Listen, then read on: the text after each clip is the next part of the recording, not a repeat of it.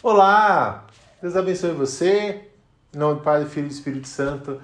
Amém. Vamos falar sobre o segundo vídeo.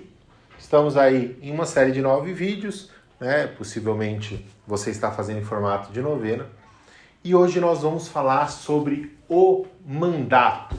Isso é uma questão fundamental para a Eucaristia. Nós já falamos que Jesus, ao sacrifício de Jesus, o mistério de Jesus não está preso no tempo e no espaço. Por isso que é um mistério, né?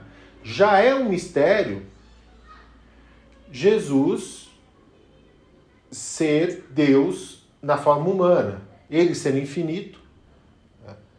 Já é um absurdo, já é difícil de você entender a encarnação.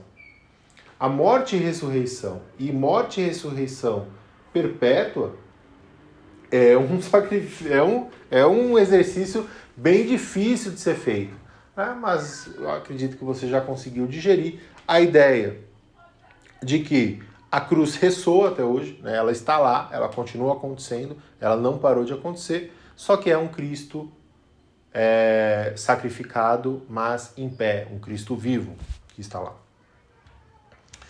E o grande segredo que nós temos, porque você deve saber, não é novidade para ninguém, que a nossa igreja ela tem alguns defeitos.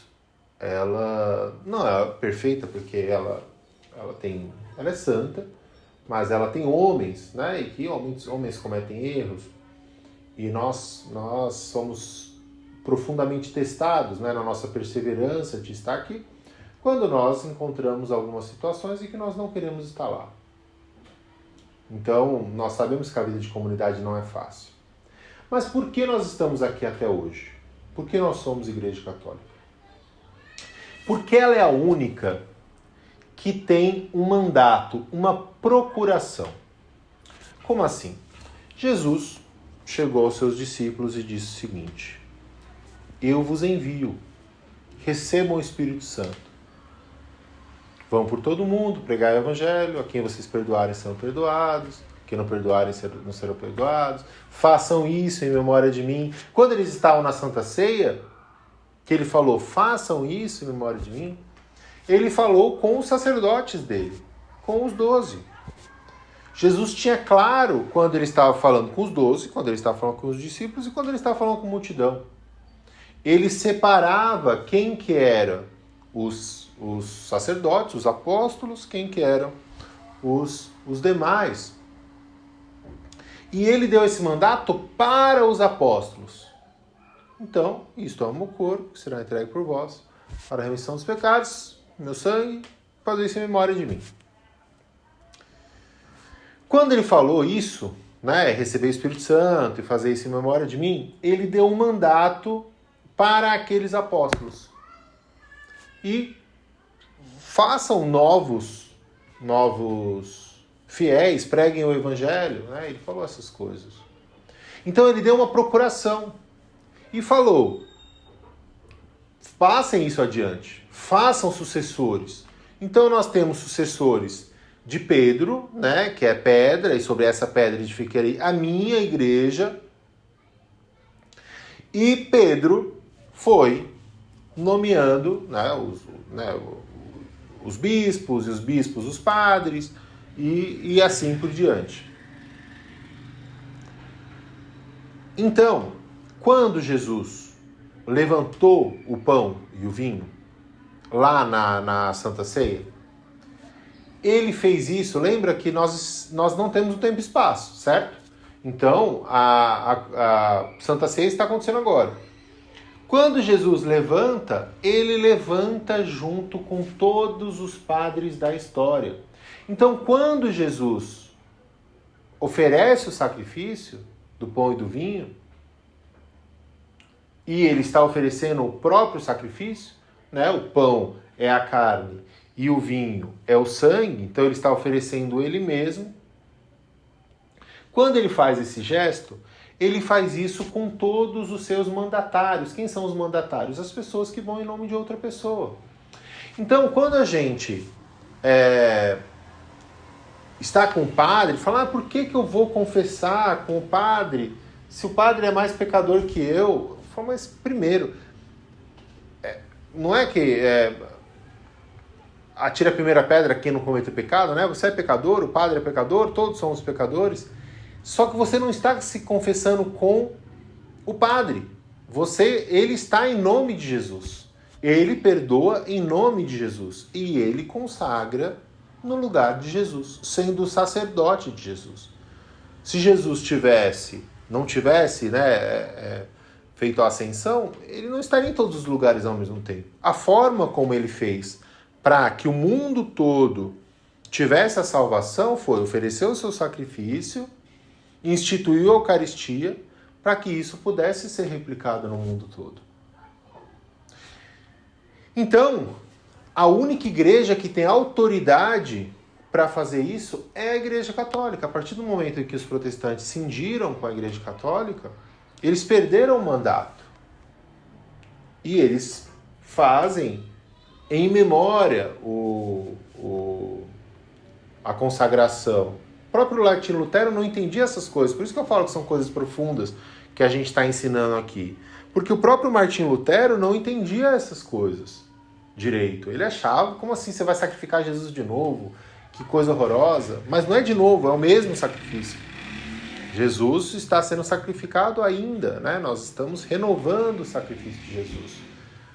Quando você fala memória no hebraico, para eles, memória é reviver.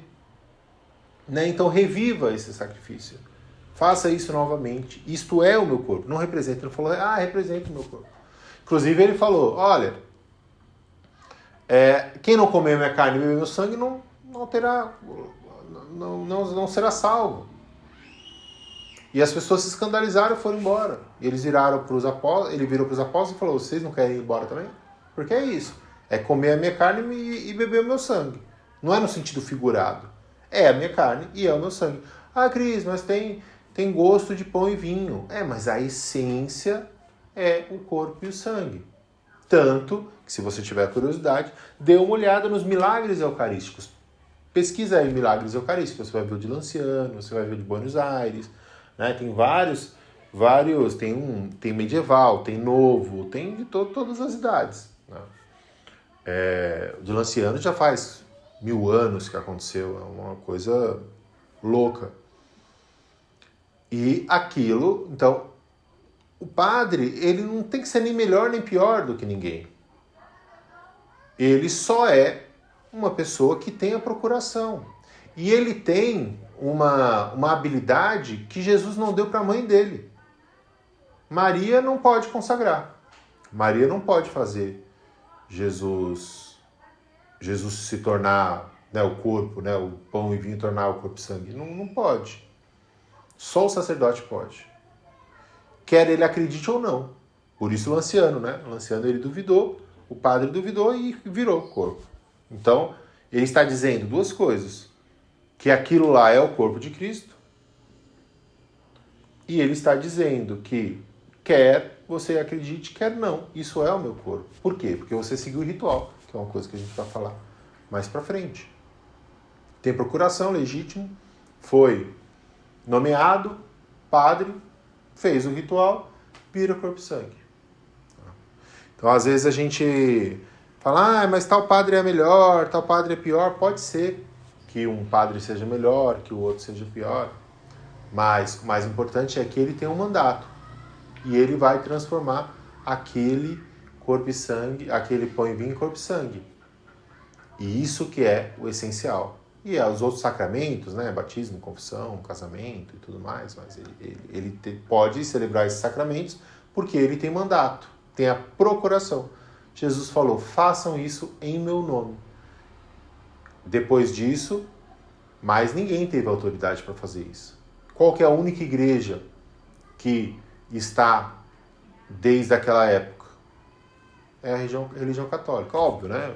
O judaísmo também mas de resto, quase nada, tá?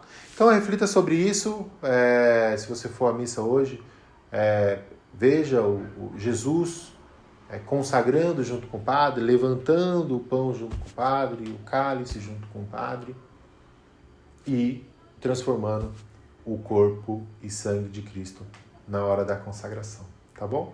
Deus te abençoe, grande abraço, em nome do Pai, do Filho e do Espírito Santo. Tchau, tchau.